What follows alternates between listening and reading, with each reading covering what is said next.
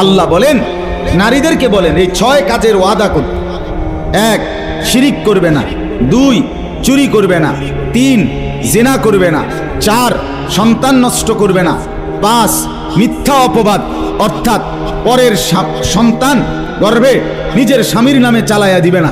6, নবীজির সুন্নতের খেলাফ, নবীজির তরিকার খেলাফ করবে না। আল্লাহ বলেন, ফাবাইহুন্না ওয়াস্তাগফির লাহুন্নাল্লাহ। যদি এ কথার ওয়াদা দেয় নারীরা যে মানবে, তাহলে আপনি বায়াত করান, আপনি তাদেরকে অঙ্গীকার করান। ওয়াস্তাগফির লাহুন্নাল্লাহ, এবং এই নারীদের জন্য আমি আল্লাহর কাছে দোয়া করেন, ইস্তেগফার করেন, ক্ষমা প্রার্থনা করেন।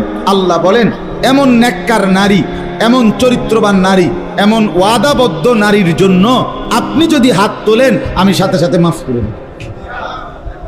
কোরআনুল কারীমের মধ্যে স্পষ্ট আয়াত আছে, সূরা মুমতাহিনা 28 নম্বর পারায় আল্লাহ তাআলা বলছে নবীজিকে, হে নবী, যেই কোনো ইমানদার নারী, মহিলা, মুমিন মহিলারা যদি আপনার কাছে আসে, আপনি তাদের কাছে 6 জিনিসের অঙ্গীকার নেবেন। তাদেরকে বলবেন, তোমরা যদি নিজেদেরকে মুসলমান পরিচয় দিতে চাও, মুসলিম নারী হিসাবে পরিচিত করতে চাও, মুসলিম নারী হিসাবে থাকতে চাও, তাহলে 6 কথার উপরে বায়াত হও। 6 কথার উপরে কোরআনে আছে, ইয়া আইয়ুহান নাবিয়্যু, হে নবী আমার, ইদা জাআকাল মুমিনাতু, যখন আসবে আপনার নিকট মুমিন মহিলাগণ, মুমিন নারীগণ, তো তারা বায়াত করবে, ইউবাইনাকা, আপনার কাছে বায়াত করবে, আপনার কাছে অঙ্গীকার করবে, আপনার সাথে ওয়াদাবদ্ধ হবে, আপনার সাথে শপথ করবে। কি 6 কথার? 1, আলা আল্লাহ ইউশরিকনা বিল্লাহি শাইআন, 1 নাম্বার, তারা কোনো কিছু আল্লাহর সাথে শরীক করবে না। 1, 2, ওয়ালা ইয়াসরিকনা, তারা নারীরা, মুসলমান মহিলা চুরি করবে না। 2 নাম্বার ওয়াদা করতে বলেন, স্বামীর কোনো জিনিস স্বামীর অনুমতি ছাড়া কোনো ক্ষেত্রে ব্যয় করা, দিয়ে দেওয়া, সেটা চুরির শামিল। ওয়ালা ইয়াসরিকনা, মুমিন নারী, আল্লাহ বলেন, বন্ধু ওয়াদা নেন, বায়াত করেন, বায়াত মজবুত ওয়াদা, চুরি করবে না, শিরিক করবে না। ওয়ালা ইয়াজনিনা, জিনা করবে না। নারী বেপর্দা হবে না, নারী বেহায়া হবে না, নারী বিন পুরুষের দিকে তাকাবে না, নারী কোনো অবৈধ প্রেম করবে না। নারী মুমিন থাকতে হইলে জিনা ব্যভিচারের যত কিছু, চোখের জিনা, হাতের জিনা, পায়ের জিনা, কানের জিনা, দিলের জিনা, দিমাগের জিনা এবং লজ্জাস্থানের জিনা কোনোটাই করতে পারবে না। ওয়ালা ইয়াজনিন, আল্লাহ বলছে জিনা করবেন। মুসলিম নারী বেপর্দা হইতে পারে না, মুসলমান নারী বেহায়া হয় না। মুসলমান নারী সে তার চরিত্র, তার সতীত্ব, তার ইজ্জত, তার আব্রু নষ্ট করতে পারে না, তাইলে সে মুসলিম নারী না, এটা প্লাস্টিক। বেপর্দা নারী প্লাস্টিক, কথা বুঝেন নাই? এটা ধোকা, ধোকা, ধোকা ছাড়া আর কিচ্ছু না। নারীর সত্তার মধ্যে, নারীর সৃষ্টির মধ্যে হায়া, আল্লাহ তাআলা নারীকে বানিয়েছেনই হায়া, লজ্জা দিয়ে। সেটাই যদি কেউ হারিয়ে ফেলে, তার থাকে কি আর? তার আর তো কিছুই থাকে না, কিছুই থাকে না। যেটা তার মূল উপাদান, একটা আখ, ইক্ষু, কুইশার, এটার ভিতরে চিপ দিছে বহুত কোন ধরে, রসে বাইর হয় না, তো এইটার আর আসে নাকি? এটা জোকাটা দিয়ে কিনবো না, কথা বুঝছেন না? ওই যারা আপনার মেশিন দিয়া আখের রস বেছে, কতক্ষণ দেওয়ার পরে আর কিছু বাইরে হয় না, সব লাইটের বইটা হালায় না। তো যে নারী বেপর্দা হয়, যে নারী নিজের রূপ, যৌবন, দেহ, শরীর অন্যকে প্রদর্শন করে, তো এইটা এরকম সোবলা হয়ে যায়, আর মায়া, ভালোবাসা, মহব্বত থাকে না। এজন্য আল্লাহ তাআলা বলেন, ওয়ালা ইয়াজনিনা, নবী বলেন তারা যেন বায়াত করে, শপথ করে, জিনা করবে না, ব্যভিচার করবে না। আশ্চর্যের কথা হলো, এই আয়াত যখন নাজিল হয়েছে, নবী সাল্লাল্লাহু আলাইহি সাল্লামের কাছে মুসলমান হয়েছে, তখন মহিলাদের মধ্যে একজন ঐতিহাসিক মহিলা। মহিলাটা হলো আবু সুফিয়ানের, হযরত আবু সুফিয়ান রাদিয়াল্লাহু তাআলা আনহু, যিনি পরে মুসলমান হয়েছেন। আবু সুফিয়ানের স্ত্রী। উহুদের যুদ্ধে নবী সাল্লাল্লাহু আলাইহি সাল্লামের চাচা হযরতে হামজা রাদিয়াল্লাহু তাআলা আনহুর কলিজা চাবাইয়া খাইছে যেই মহিলা, এবং নবীজির চাচা হামজার লাশ কাইটা টুকরা টুকরা কইরা চোখ, নাক, কান, কলজা এগুলারে যে গলার মালা বানাইয়া গলা লাগাইয়া নাচছে গাইছে উহুদের ময়দানে, এমন জঘন্য মহিলা ছিল উনি। এই যাকে আমাদের দেশীয় ভাষায় হিন্দা বলে, মূলত হিন্দ নাম, আকার নাই আর কি। তো যাই হোক, এই হিন্দা নামের এই মহিলা, তিনি এই আয়াত নাজিল হওয়ার পরে তিনি মুসলমান হয়েছে। হ্যাঁ, মুসলমান হওয়ার পরে নবীজির কাছে আসার পরে নবীজি যখন বলছে এই কথাগুলোর শপথ ওয়াদা করো, বায়াত করো, বলছে কি কি বলেন, তো বলতে লাগছে। তো এর 3 নম্বরে যখন বলছে ওয়ালা ইয়াজনিনা, বলো এই কথার ওয়াদা করো যে জিনা করবে না।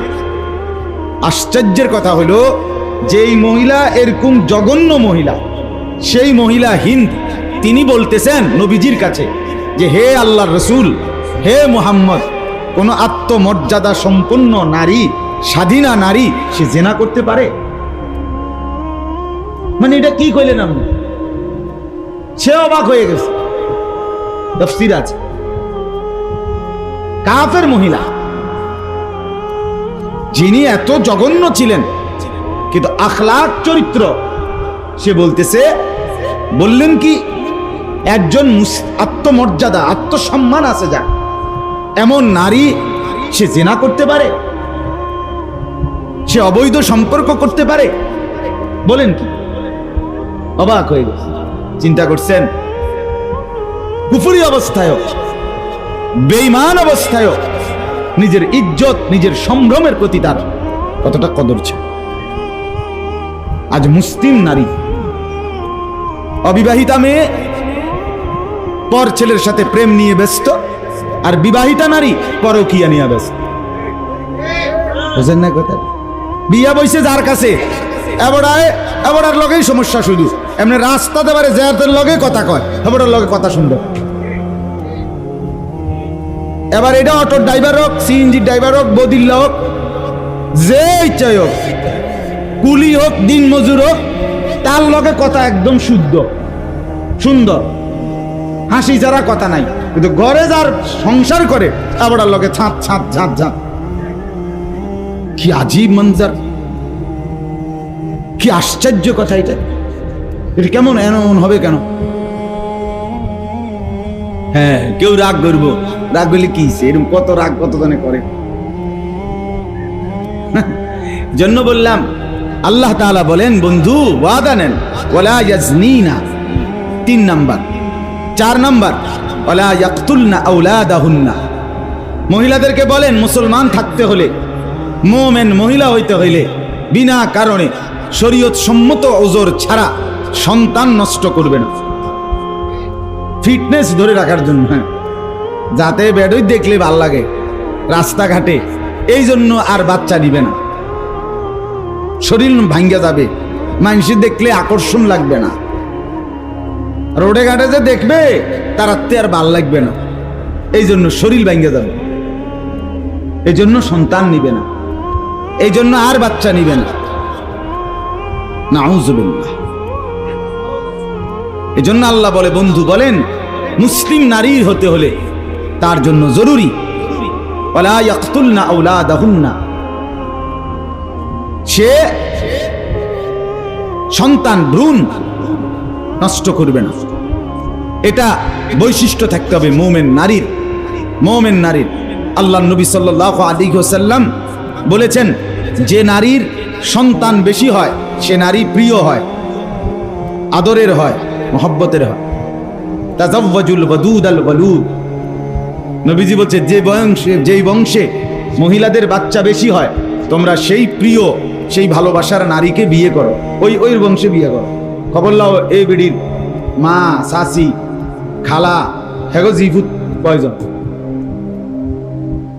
জানো না এই কথা? হাদিস এটা। ফাইন্নী মুফাখিরু বিকুমুল উমাম ইয়াউমাল কিয়ামা, বলেন কেননা আমার উম্মত যত বেশি হবে কিয়ামতের দিন আমি রাসূল আমার উম্মতের আধিক্য নিয়ে আল্লাহ তাআলার সামনে গর্ব করব। এই তো খেয়াল করা। তাইলে 4 নাম্বার এটা। 5 নাম্বার ওয়ালা ইয়াতিনা বিবুহতানিন ইফতারিনাহু বাইনা আইদিহিন্না ওয়া আরজুলিহিন্না। এই 5 নাম্বারের অর্থ হলো, হে নারী, হে নবী, মহিলাদের থেকে মুসলমান নারী এই ওয়াদা নেন যে সে নিজের স্বামীর সন্তান ছাড়া অবৈধ সম্পর্ক করে, বিবাহের পরে অবৈধ জিনা ব্যভিচার করে পেটে সন্তান আসছে, কিন্তু সেটা সে ভিন পুরুষ থেকে নেয়া, কিন্তু অথচ চালাইয়া দিছে নিজের স্বামীর নামে।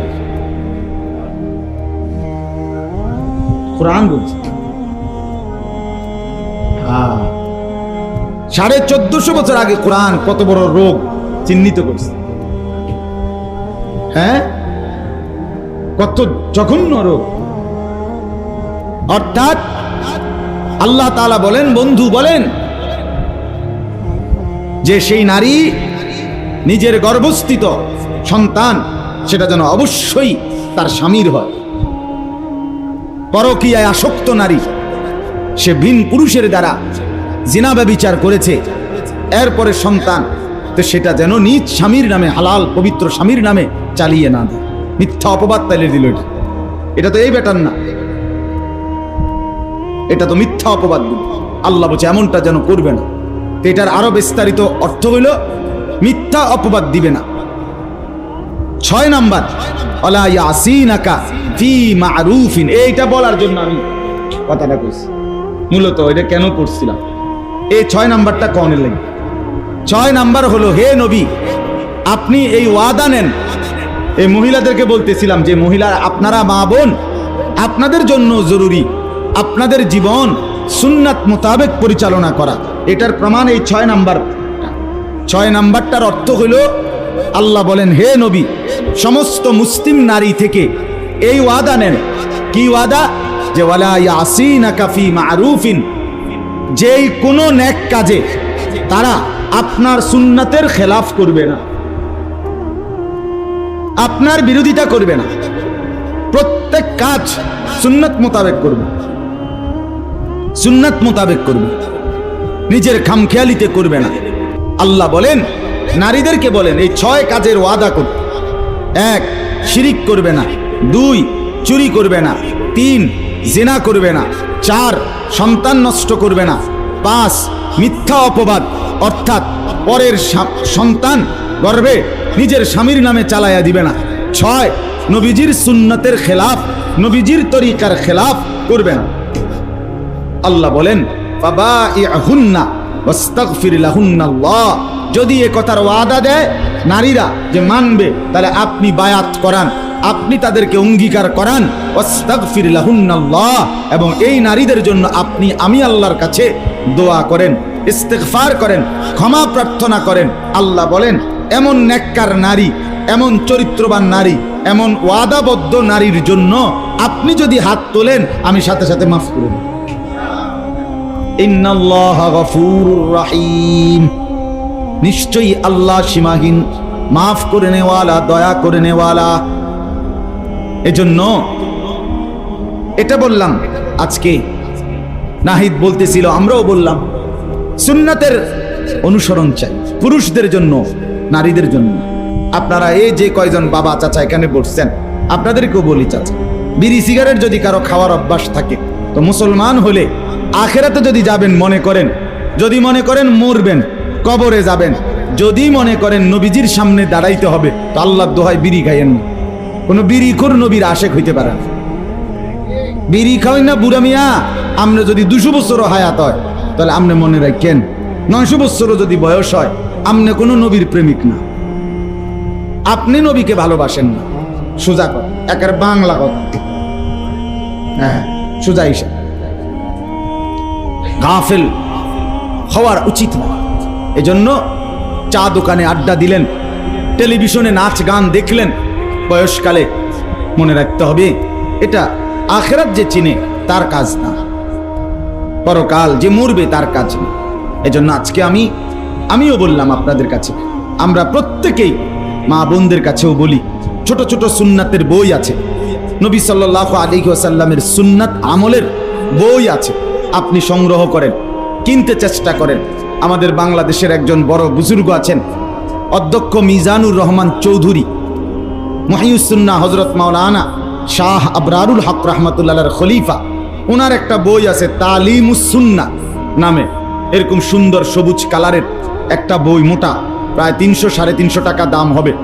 এই বইটা একজন মুসলমানের জীবনে যত সুন্নাত দরকার, ছোট বড় এবং বিস্তারিত ব্যাখ্যা সহ বিস্তারিত বাংলায় বর্ণনা আছে। এরপরে পাকিস্তানের বিশ্ববিখ্যাত বুজুর্গ হযরত মাওলানা ডাক্তার আব্দুল হাই আরিফি রাহমাতুল্লাহি আলাইহির লিখিত উসওয়ায়ে রাসূলে আকরাম, এটা নবীজির সুন্নাতের উপরে লিখিত কিতাব। পাকিস্তান করাচির বিশ্ববিখ্যাত বুজুর্গ হযরত মাওলানা কুতবে আলম আরিফ বিল্লাহ শাহ হাকিম মোহাম্মদ আখতার রাহমাতুল্লাহর লিখিত কিতাব প্যারে নবী কি প্যারি সুন্নতি, প্রিয় নবী সাল্লাল্লাহু আলাইহি সাল্লামের প্রিয় সুন্নাত, এরকম ছোট বই আছে সুন্দর, বাংলায় অনুবাদ আছে এই নামে, প্রিয় নবীর প্রিয় সুন্নাত। এগুলো পড়া দরকার, এগুলো দেখা দরকার। আমরা সাধারণ মানুষ কিতা করতাম, সব তো শিক্ষা কুলাইতারি না, কিন্তু বাজারে কি কি তরকারি আছে এবারটা কিন্তু জানে, গ্রামে কোন কোন বাড়িতে কোন ফ্যাঁস আছে এবারটা সব কিছু জানে। বা এই খবরের ব্যাপারে এক্সপার্ট। কোনানে ফ্যাঁসটা লাগান যায়, কোনানে গপ মারন যায়, এই কামে কিন্তু কোনো বিশ্রাম নাই। কিন্তু আখেরাত পরকাল ইবাদত বন্দিগি শিখতে বললে সময় নাই, শরীর নাই, বয়স নাই, রোগ ব্যারাম, কুয়ানি জুরানি, হাজার কিসিমের মানে অভিযোগ। এসব মনে হয় যেন উনি মরবে না। আপনি এই সমস্ত কথা বললে মৃত্যু থেকে বাঁচতে পারবেন? কথা বলেন, সময় নাই, বয়স নাই, হায়াত নাই, সুযোগ নাই, পারি না, কিতা করতাম, হ্যাঁ, এই সমস্ত কথা বললে মৃত্যু ঠেকাইতে পারবেন কেউ? এজন্য মা বোনদের কাছে বলি, মা আপনারা প্রয়োজনে নিজেরা নিজেদের স্বামী, নিজেদের ছেলে, নিজেদের ভাইদেরকে দিয়ে নবী সাল্লাল্লাহু আলাইহি সাল্লামের সুন্নাতের উপরে কিতাব কিনবেন। আল্লাহ তাআলা প্রত্যেককে তৌফিক দান করেন। দেখেন, আমি যে আয়াত পড়েছি এই আয়াতের তর্জমা শুনেন শুধু। আল্লাহ তাআলা কোরআনুল কারীমের 4টি আয়াত পড়ছি, সূরা আলাম নাশরাহ, এই সূরা আল্লাহ তাআলা বলেন, আলাম নাশরাহ লাকা সাদরাক, হে নবী বন্ধু, আপনার বক্ষ, আপনার দিল, আপনার ভেতর আমি আল্লাহ নিজে খুলে দিয়েছি, আলোকিত করে দিয়েছি, উন্মোচিত করে দিয়েছি। সুবহানাল্লাহ। অর্থ হলো এই, 40 বছর বয়সে আমাদের প্রিয় নবী সাল্লাল্লাহু আলাইহি ওয়াসাল্লাম যখন ইসলাম প্রচার শুরু করবেন, তো তার আগ মুহূর্তে আল্লাহ তাআলা জিবরাইল পাঠিয়ে নবীজির বক্ষ বিদারণ করেছেন, এবং এই বক্ষ বিদীর্ণ করে আল্লাহ নবী সাল্লাল্লাহু আলাইহি সাল্লামের কলিজা আর পার কলব, হৃদয়, অন্তর, এটা বের করে এটাকে জান্নাতি পানি দ্বারা এবং জমজমের পানি দ্বারা ধুয়ে আল্লাহ তাআলার পক্ষ থেকে ঈমান, ইলম, হিকমত, তাকওয়া, হিম্মত, ইস্তেকামত, বীরত্ব, বিভিন্ন রকমের নিয়ামত যা পরবর্তী 23 বছরে ইসলাম প্রচার করার জন্য লাগবে, তা সব কিছু আল্লাহ তাআলা নবীজির কলিজা দিলের মধ্যে ভরপুর করে পূর্ণ করে দিয়েছেন। এটা আল্লাহ তাআলা বলছেন, আলাম নাশরাহ লাকা সাদরাক, বন্ধু আপনার অন্তর, আপনার দিল, আপনার ভেতর আমি আল্লাহ খুলে দিয়েছি, আলোকিত করে দিয়েছি, এর মধ্যে যা দরকার তা পূর্ণ করে দিয়েছি। এখানে আমাদের জন্য সবক কি? আমাদের জন্য সবক হলো, কোনো মুসলমান যখন আল্লাহকে পূর্ণ মানতে চায়, আখিরাতকে পেতে চায়, জান্নাতে যেতে চায়, জাহান্নাম থেকে বাঁচতে চায়, তো আল্লাহ তাআলাই তখন তার আকাঙ্ক্ষা দেখলে, হৃদয়ের আগ্রহ দেখলে আল্লাহ তাআলাই তার অন্তর, আত্মা, ভেতরটা পাক এবং সাফ করে ইসলামের পথে চলবার মতো হিম্মত, শক্তি, সাহস আল্লাহ তাআলাই দান করে। এজন্য নিজে সবসময় আল্লাহর কাছে মুহতাজ হওয়া, দোয়া করা। মুসা আলাইহিস সালাম আল্লাহর কাছে দোয়া শিখাইছেন আমাদেরকে, রব্বিশরাহ লি সাদরি, আল্লাহ আমার দিল খুলে দেন। রব্বিশরাহ লি সাদরি, আল্লাহ আমার দিল খুলে দেন। আমার দিল খুলে দেন। আপনি দয়া না করিলে 5 ওয়াক্ত নামাজ পড়া সম্ভব না। আপনি দয়া না করিলে হালাল খাওয়া সম্ভব না। আপনি দয়া না করিলে গুনাহ থেকে বাঁচা সম্ভব না। আপনি দয়া না করিলে দিন মোতাবেক চলা সম্ভব না। যেন আল্লাহর কাছ থেকে চাইতে হয়, আল্লাহর কাছে চাইতে হয়। রব্বিশরাহ লি সাদরি, এই আয়াতে আল্লাহ তাআলা বন্ধুকে, নবীকে বলছে আমি আপনার দিল খুলে দিয়েছি। আমাদেরকেও দিল যদি আমাদের খুলতে হয়, ভেতর থেকে শক্তি লাগে, হিম্মত লাগে ইবাদত আমলে, যে পৃথিবী উল্টে যাক আমি নাফরমানি করব না, আমি গুনাহ করব না, আমি নামাজ ছাড়ব না।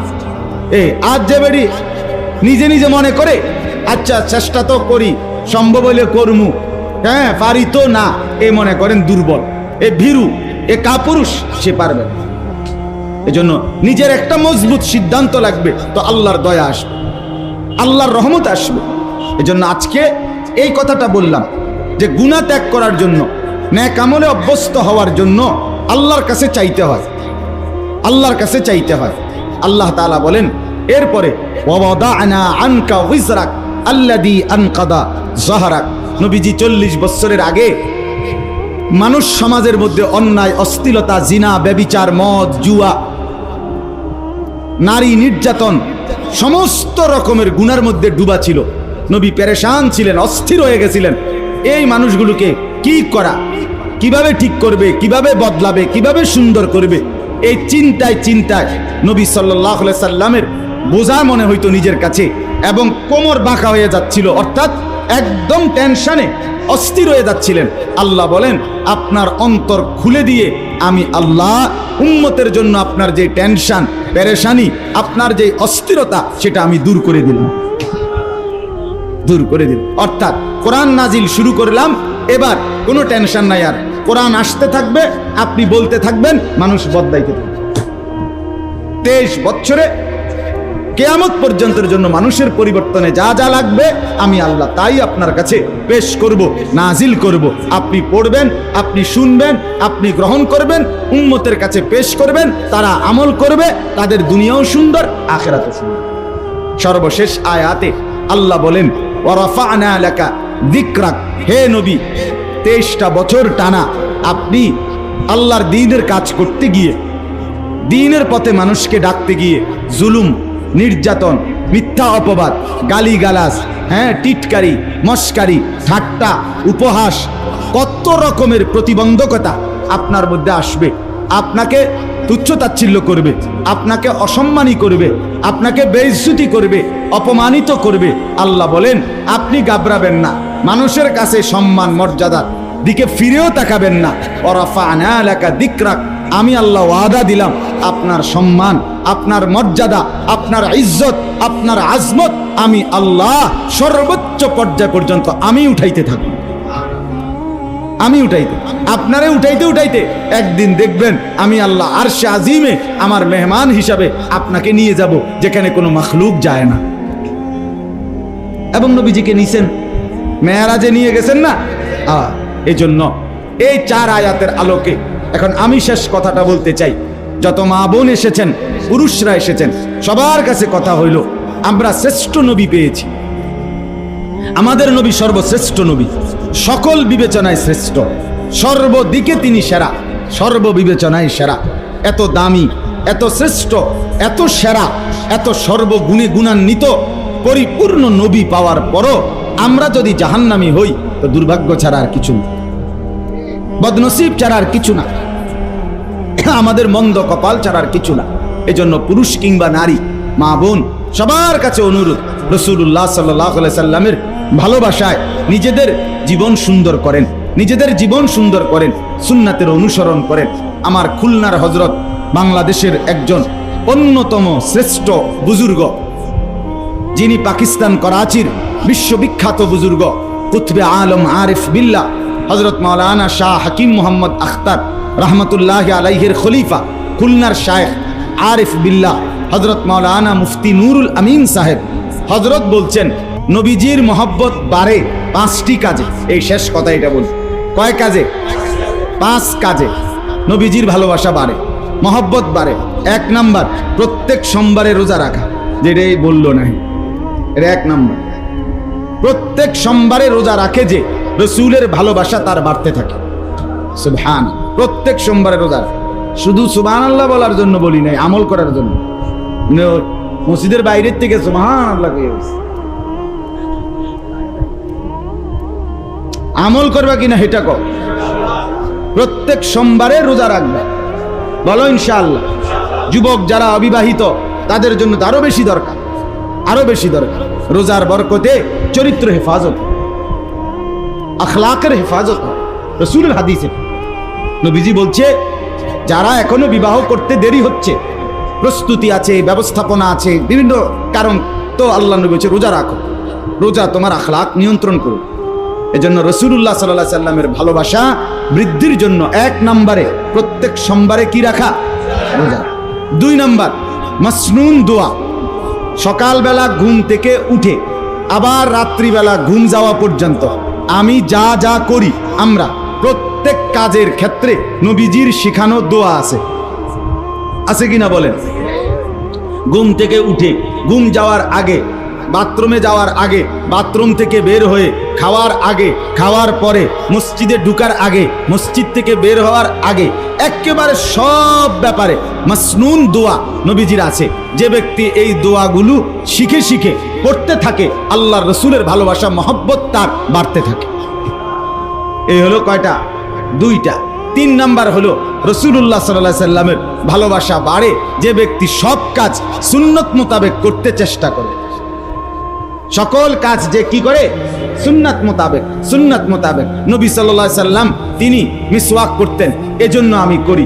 নবী সাল্লাল্লাহু আলাইহি ওয়াসাল্লাম তিনি ডান পাও দিয়ে মসজিদে ঢুকতেন, বাম পাও দিয়ে বাথরুমে ঢুকতেন, ডান হাতে পানি পান করতেন, ডান হাতে খাবার গ্রহণ করতেন। মনে করেন এভাবে কদম কদম সুন্নত আছে। এই সুন্নতগুলো যে মানে, রাসূলের ভালোবাসা তার বাড়তে থাকে। 4 নাম্বার, প্রতিদিন নিয়মিত রাসূলুল্লাহ সাল্লাল্লাহু আলাইহি সাল্লামের একটি নির্দিষ্ট কোনো জীবনী, নবীজির জীবনী, অনেক বই আছে ভালো ভালো, এই নবীজির জীবনীর উপরে কোনো বই কেউ যদি নিয়মিত পড়তে থাকে, নবীজির জন্ম, নবীজির শৈশবকাল, নবীজির কিশোরকাল, নবীজির যৌবনকাল, নবীজি নবুয়তের পূর্বে 40 বছর কি করছে, 40 বছর পরে 23 বছর কি করছে, মক্কায় কি হলো, মদিনায় কি হলো, এগুলো যে বারবার বারবার পড়তে থাকে, আল্লাহ রসুলের মহব্বত ভালোবাসা তার বাড়তে থাকে। 4 নাম্বার। 5 নাম্বার, শেষটা হলো প্রতিদিন নির্দিষ্টভাবে আলাদাভাবে নিজের ভালোবাসায়, নিজের মহব্বতে, নিজের আন্তরিকতা নিয়ে নবীজির উপরে দুরুদ সালাম পাঠ করা, দুরুদ শরীফ পড়া। ও জিলাপির সাথে না, বিরিয়ানির সাথে না, খিচুড়ির লগে না। দুরুদ ও সালাম এটা আমল, এটা অনুষ্ঠান না। নামাজ যেমন একটা আমল, রোজা একটা আমল, জিকির একটা আমল, কোরআন তেলাওয়াত একটা আমল, হজ একটা আমল, ঠিক এরকম ভাবে নবীর উপরে দুরুদ সালাম পড়া এটা একটা আমল। এটা একটা কি বলেন না, একটা আমল। আমল এটা প্রত্যেক ব্যক্তি যত বেশি দুরুদ শরীফ পড়বে নবী সাল্লাল্লাহু আলাইহি সাল্লামের উপরে, তত তার ফায়দা হবে, তত তার ফায়দা হবে। এজন্য এই 5টা কাজ: 1 নাম্বার সোমবারে রোজা রাখা, 2 নাম্বার মাসনুন প্রত্যেক কাজে নবীর শেখানো দোয়াগুলো করা, 3 নাম্বার সব কাজ নবীজির সুন্নত মোতাবেক করা, 4 নাম্বার নবীজির জীবনীর উপরে কোনো একটি কিতাব ধারাবাহিক পড়তে থাকা, 5 নাম্বার প্রতিদিন নবীজির ভালোবাসায় কি পড়া? দুরুদ ও সালাম পড়া। আমাদের কাছে দুরুদ ও সালামের কই বই আনছেন? দুরুদ সালামের বই আনছেন? হ্যাঁ, আমার খুলনার হজরতের খাদেম খালেদ সাইফুল্লাহ ভাইকে দিয়ে আমি গত 1 সপ্তাহ ধরে এই বই এগুলো আনাইছি। অনেক সুন্দর সুন্দর বই। এই যে 1 নাম্বার বই হলো দুরুদ সালামের বই। এখানে 40টা নবী সাল্লাল্লাহু আলাইহি সাল্লামের উপরে হাদিসের কিতাবে বর্ণিত দুরুদ সালাম আছে। আমি আজকে কতক্ষণ পড়ছি খেয়াল করছি, শুরুতে যে পড়লাম কয়েকটা অতিরিক্ত দুরুদ, এগুলো এনে আছে। নবীজি সাল্লাল্লাহু আলাইহি সাল্লামকে স্বপ্নে দেখতে হইলে কি আমল করতে হয়, যেই আমল করলে নবীজি সাল্লাল্লাহু আলাইহি সাল্লামকে স্বপ্নে দেখা যায়, এটার আমল এখানে আছে। হ্যাঁ, এটা এই ছোট্ট বইটা, এটার দাম 20 টাকা। আরো আছে। এরপরে একজন মুসলমানের জীবনে, এগুলো আমি খুলনার হজরতের বই, বাংলাদেশের একজন বড় বুজুর্গ। এই বইটা হলো ইমানের 77 শাখা। তোমরাও দেখাইও, ঠিক আছে নি কথাটা?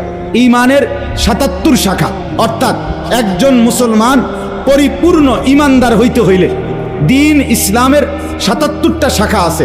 এই সবটা কিছু করণীয়, কিছু বর্জনীয়, এগুলো তাকে শিখতে হয়, জানতে হয়, মানতে হয়, পালন করতে হয়। যেমন নামাজ পড়া, এটা যেমন আপনার উপরে ফরজ, হারাম রোজগার না করা এটাও আপনার উপরে ফরজ। কথা বোঝেন না আপনি? যেমন একজন লোক নামাজ পড়লো, সে নামাজি, কিন্তু সুদ খাইলো, এবারটা কোনো দিনদার না, আমরা নামাজি। এবারটা কি নামাজি হয়েছে, কি হয় নাই? পূর্ণ দিনদার হবে সে, ইমানের ৭৭ শাখা পুরাটা পালন করবে। যে এই বইটার মধ্যে আছে ইমানের ৭৭ শাখা, একটা একটা করে সংক্ষিপ্ত ব্যাখ্যা সহ, মাত্র ৩০ টাকা দাম। এইটা আপনারা কিনবেন। মা বোনরা কিনতে চাইলে পরে খবর দিবেন নজরুলের কাছে, তখন দেখবেন সে সংগ্রহ করে দিল। এই বইটা রাসূলুল্লাহ সাল্লাল্লাহু আলাইহি ওয়াসাল্লাম তিনি আজীবন সাহাবায়ে কেরাম, নবীজি তাহাজ্জুদ নামাজ পড়তেন রাত্রিবেলা, কিভাবে পড়তেন, কতটুকু পড়তেন, কতক্ষণ পড়তেন, কি কি পড়তেন, কি দোয়া করতেন, সব কিছু এখানে বিস্তারিত নবীজির আমল তাহাজ্জুদের এখানে আছে। এরপরে আপনার অনেকগুলো সুন্দর সুন্দর ফেস্টুন আছে খুলনার হজরতের এখানে, বিভিন্ন আমলের ফেস্টুন, স্টিকার, কাগজ, এই সব কিছু আমরা হজরতের এগুলো আমি আনাইছি, এগুলো জায়গায় জায়গায় বিক্রি করি। ইমানের ৭৭ শাখা, অনেক সুন্দর একটা, এটা হেরার যাতে উঠে, এটা দেখান। এই যে ইমানের ৭৭ শাখা একটা ব্যানার আছে, খুব সুন্দর, এখানে ঘরে টাঙ্গা। আমি আজকেও আমার বাসায় সামনের রুমে একটা লাগাইছি। এখানে ৭৭ শাখা ইমানের একটা একটা করে লেখা আছে। আপনি দেখলে পড়লে মিলাইতে পারবেন আপনার কাছে আছে কোনটা, নাই কোনটা। যেটা আছে আলহামদুলিল্লাহ, যেটা নাই সেটা নিজের মধ্যে আনার চেষ্টা করা। এটাও আলাদা বিক্রি করা হয় ২৫০ টাকা। হ্যাঁ, এই যে লাল চিহ্ন দেওয়া আছে যেগুলো ছেড়ে দিতে হবে, সবুজ চিহ্ন আছে যেগুলো করতে হবে, আলাদা আলাদা বৈশিষ্ট্য, অনেক সুন্দর। আল্লাহ তাআলা আমাদের প্রত্যেককে তৌফিক দান করেন। নামাজের পরে যাদের দরকার হয় কিনে নেবেন। আল্লাহ তাআলা আমাদের এই মজলিসকে কবুল করেন। আলহামদুলিল্লাহ, ধীরে ধীরে এই মজলিস পুরুষ মহিলা সবার জন্যই হচ্ছে। সমস্যা শুধু আমার একটু আসতে দেরি হয়, দোয়া করবেন আমি যেন তাড়াতাড়ি আসতে পারি, ঠিক আছে না? ইনশাআল্লাহ এটা যেন আমাদের স্থায়ী নিয়মিত একটি মাসিক ইসলাহি মজলিসে পরিণত হয়। আল্লাহ কবুল করেন ইনশাআল্লাহ। এখানে একটা মাদ্রাসা যেন চালু হয়, একটা সুন্দর মসজিদ যেন চালু হয়, এখানে একটা যেন সুন্দর দ্বীনি মজলিস চালু হয়। আল্লাহ চাইলে সব হবে ইনশাআল্লাহ, সব হবে ইনশাআল্লাহ। এই জন্য ইউটিউবার ছেলেরাও তোমরাও সহযোগিতা করবা। সব সময় তোমরা আসো, তো নজরুল তোমাদেরকেও মহব্বত করে, তোমরাও চেষ্টা করো কখনো সুযোগ সুবিধা মতো এই মসজিদ মজলিসের জন্য দান সহযোগিতা করবা। আল্লাহ তাআলা তৌফিক দান করেন। আলহামদুলিল্লাহি রাব্বিল আলামিন। আল্লাহুম্মা আনতাস সালাম ওয়া মিনকাস সালাম, তাবারাকতা ইয়া যাল জালালি ওয়াল ইকরাম।